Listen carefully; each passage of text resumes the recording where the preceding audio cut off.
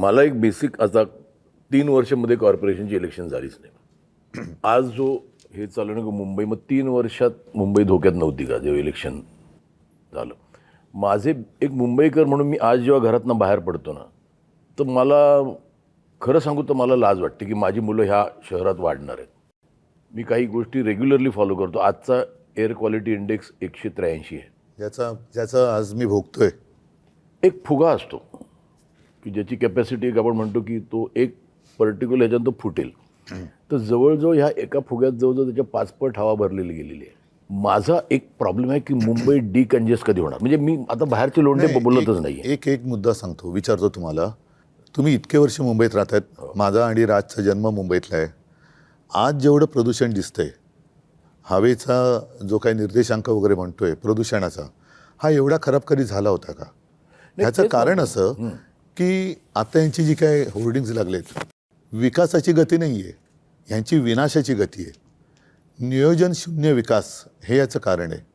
कारण तुम्ही जे म्हणताय ना, एक तर आओ जाओ घर तुम्हाला, इथूनच पहिली सुरुवात होते. त्याच्यानंतर साधारणतः आपल्याला नेमकं आज हवं आहे काय? आज जर का तुम्ही पाहिलं तर सगळीकडे रस्ते खोदलेत. जिथे जाऊ तिकडे रस्ते खोदलेत. मोठमोठ्या इमारती उभ्या राहिलेल्या आहेत. विकासाच्या नावाने मेट्रो असेल, काही ठिकाणी पूल असेल, हवेत. पण ते एका वेळेला सगळं तुम्ही काढलं आहे आणि त्यावेळेला मुंबईच्या खर्चाचा ताळमेळ हा बसवला गेला पाहिजे. मी मुंबईकर म्हणून मी तुम्ही म्हणतो, आपण सगळेच मुंबईकर आहोत. तुम्ही जो कर भरता त्याच्यासमोर तुम्हाला काय मिळतं? प्रदूषण. म्हणजे विकास तुमच्याकडे काय फार मोठा रस्ता आम्ही छान केला आहे, सरळ तुमच्या घरापासून हॉस्पिटलमध्ये जातो रस्ता, याला मी विकास नाही म्हणत. हॉस्पिटल कमीत कमी असणं आणि आयुष्य चांगलं असणं हा विकास पाहिजे. माझं तर म्हणणं विकास नको आता. नाही, ही मानसिकता का झाली? कारण नियोजन शून्य विकास. आम्ही सुद्धा आज आमची जी होर्डिंग लागलेत, मी 12पासून लावतोय होर्डिंग. होय, हे आम्ही केलं आणि त्याच्याबद्दल मला अभिमान आहे आणि मला असं वाटतं मुंबईकरांना अभिमान आहे. मग त्याच्यामध्ये शाळेचा दर्जा असेल, पाण्याचा दर्जा असेल, किंवा आता कोस्टल रोड झालेला आहे. कोस्टल रोडसुद्धा हा आपण केलेला आहे. पण वाटेल तिकडे, जसं आता मी कलानगरला राहतोय, वेडेवाकडे उड्डाण पूल, आता तिकडे आणखीन एक वॉकर ब्रिज करतायत. कोणासाठी करताय? कशासाठी करतायत? आणि संपूर्ण धुळीचं आणि सिमेंटचे कणस आपल्या फुफ्फुसामध्ये जात आहेत. मी तेच म्हणतो की आता विकास करण्यासाठी जागा नाही राहिली मुंबईला. म्हणजे कार्बन डायऑक्साईडचं प्रमाण 1 किलोमीटर मागे Mumbai is the highest in the world. म्हणजे आपण जो श्वास घेतो त्याच्यातनं आपण कार्बन, ऑक्सिजन. याचं मूळ कारण असं आहे की एक तर चाललेल्या काय ज्याला विकासाच्या नावाखाली ज्या काही गोष्टी सुरू आहेत त्या, आणि दुसरं म्हणजे मुंबईमध्ये, ठाण्यामध्ये, पनवेलमध्ये, नवी मुंबईमध्ये तुम्ही जर सगळीकडे आपण जर गेलो, प्रचंड मोठ्या प्रमाणावरती रिडेव्हलपमेंट सुरू आहेत. झाडं तोडतायत, झाडं तुटतायत, रिडेव्हलपमेंट सुरू आहे, डोंगर कापतायत. आणि काय होतं की ह्या सगळ्या ह्याच्यामध्ये आपल्याकडे ना डीपी बनतो पण टाउन प्लॅनिंग होत नाही. मी माझी काही भाषणं दाखवीन की जी साधारणपणे 2008ची वगैरे भाषणं आहेत, 2009ची भाषणं आहेत, की ज्यावेळेला मी पुण्यात जात असे आणि पुण्यातले माझी भाषणं आहेत की मुंबई खराब व्हायला एक काळ लोटला, पुणे ते बघणार नाही, पुणे लवकरात लवकर बर्बाद होईल. नाही, मी पुण्याला शिफ्ट झालेलो की मध्ये असं विचार केला मुंबई कंजेस्टेड, पुण्याला शिफ्ट झालो. नाही, पुणे तर बर्बाद. 6 महिन्यात परत मुंबईला आलो मी. आणि म्हणजे काय माझं म्हणणं, आता लोंढे आले राहू दे की आता मुंबई करत आता आले, आत्ता तरी थांबवायची गरज आहे. दोन्ही गोष्टी मूलभूत ज्या गोष्टी आहेत ना, जसं मी काही बातम्यांचे हे घेऊन आलेलो आहे. आता मुंबईमध्ये कांदळवन आहेत. कांदळवन साधारण कुठे होतात? समुद्र आणि खाडी जिकडे असते तिकडे. नाही, म्हणजे त्यांना समजेल असं म्हणजे मँग्रोव्ज. मला माहिती. हां, म्हणजे मराठीत सांगायचं तर मँग्रोव्ज. तर विकासाच्या नावाखाली ते मँग्रोव्ज कापणार. आता साधारणतः एक कायदा असा आहे की जेवढी झाडं तुम्ही तोडाल तेवढी झाडं तुम्ही लावली पाहिजेत. आता मुंबईची मँग्रोव्ज जी समुद्र किनारपट्ट्यावर आहे ती कापल्यानंतर, तोडल्यानंतर तुम्ही कुठे लावली पाहिजेत? तुम्ही पुण्याला गेलात, चंद्रपूरला गेलात, मुंबईतल्या कांदळवनाची भरपाई हे चंद्रपूरला करणार. ह्या विकासाचा कसा काय उपयोग होणार आपला? आतासुद्धा मी 2017चा माझा महापालिकेचा वचननामा पाहिलात तर मुंबईला पाण्यासाठी गारगाई आणि पिंजाळ ही 2 धरणं आपण बांधायचं वचन दिलं होतं.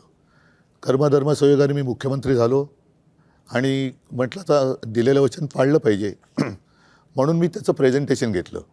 तेव्हा माझ्या लक्षात एक धक्कादायक गोष्ट आली की गारगाई आणि पिंजाळ करायचं असेल तर जवळपास 6-1 लाख झाडं कापावी लागतील. म्हणजे जंगल पूर्ण नामशेष करायचं. साधारणतः ज्याला कॅचमेंट एरिया म्हणतो तिकडे हा सगळा पाऊस पडतो, तो एरिया तुम्ही नष्ट करणार म्हणजे पर्यावरण खतम करणार.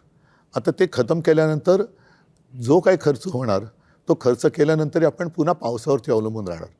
परत तेही पाणी आपल्याला उद्या जाऊन कमी पडणार, कारण तुम्ही म्हणता तसं दुसऱ्या बाजूनी लोंढे येतच राहणार.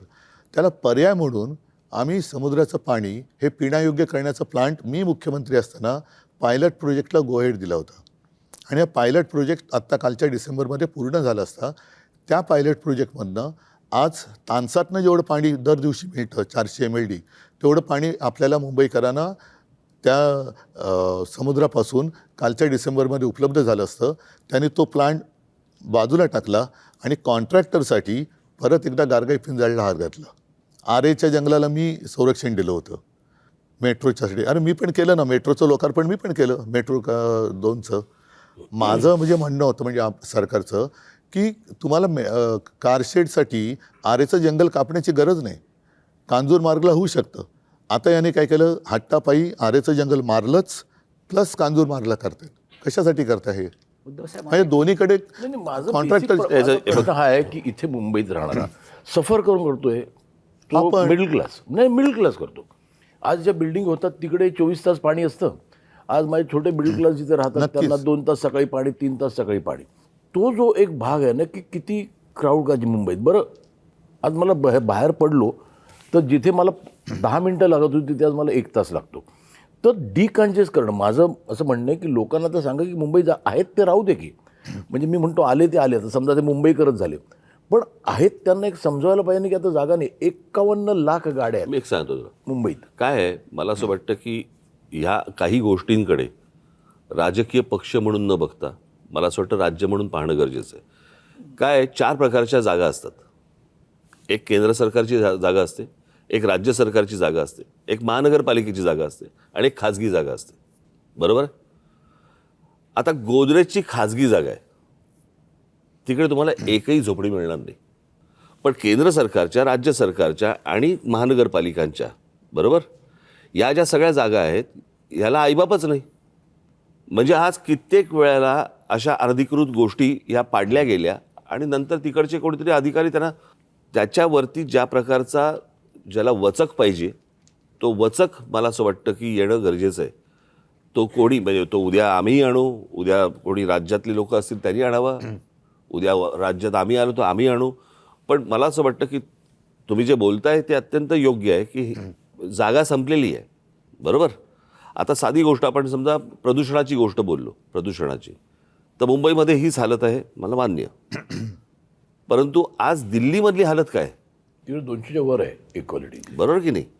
आणि आज दिल्लीमध्ये जर समजा आपण बघितलं तर केंद्र आणि राज्य अशा दोन्ही गोष्टी तिकडे आहेत.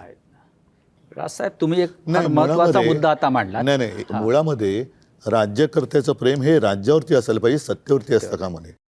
सत्तेसाठी वाटेल ते करायचं आणि बट्ट्याबोळ झाला की हात वर करायचे. आता तुम्ही मला सांगा, मुंबईमध्ये आपण राहणार आहोत. दुर्दैवाने मी असं म्हणेन की आजचे राज्यकर्ते हे मुंबईकर नाही आहेत. जरी मराठी आहेत, महाराष्ट्रातले असले तरी त्यांना मुंबईकरांसाठी किंवा त्यांच्या शहरांसाठी काही पडले का त्यांच्या नागरिकांसाठी? इथे ते फक्त कॉन्ट्रॅक्टरसाठी काम करतात. इथे 2 महत्त्वाचे प्रश्न उपस्थित झालेले आहेत. एक तर आता राजसाहेबांनी जो मुद्दा सांगितला, जमीन केंद्र सरकारची आहे, राज्य सरकारची आहे, खाजगी आहे